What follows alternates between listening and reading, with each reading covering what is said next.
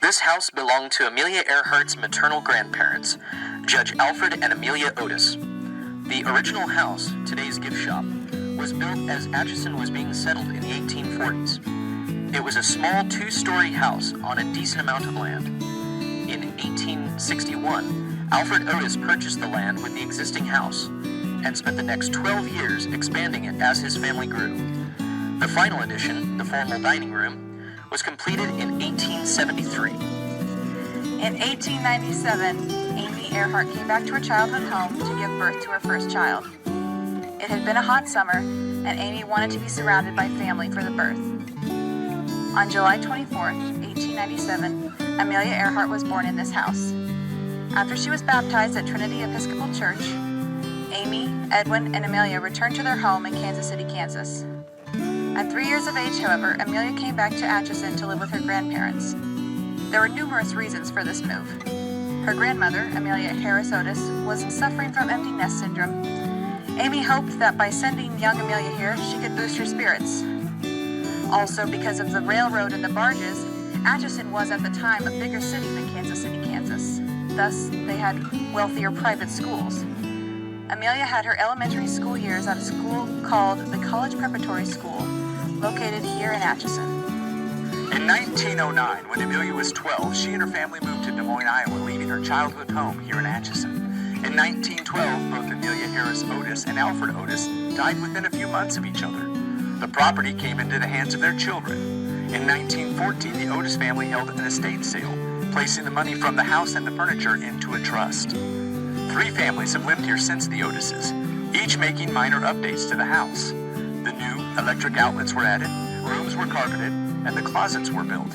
Even a wall was taken down. However, through careful research, the house has been restored to look as it would have during Amelia's time here. Today's gift shop was the original house. It was built in the 1840s and was one of the original homes here in Atchison. This square room and the single room above it made up the house that Alfred purchased in 1861. Alfred began expanding around the house immediately, even changing the front of the house so it faced the river. This room then became the kitchen. All the flooring in this room is original to the house as well. Next, head on to the porch or breezeway. To your left, you'll find the formal dining room. Originally the front of the house, Alfred quickly converted this porch to a sunroom, using the riverfront view as the new entrance to the house. The carriage platform can still be seen outside these north windows. This room was the butler's pantry during Amelia's time here. The large built-in cabinets would have been used to store linens and dinnerware. The sink, which is original to the house, would have washed the fruits and vegetables. At one point, there was a table and chairs in here, at which Amelia and Muriel would sit and eat their lunches, which they preferred because they didn't have to get dressed up the way they did for the formal dining room. Hanging from the ceiling, you will see a model of the Lockheed Electra. This is a model of the plane Amelia was flying when she disappeared. On the east wall, you will find a timeline of events throughout Amelia's life. Please utilize the research material on the bookshelf and in the desk.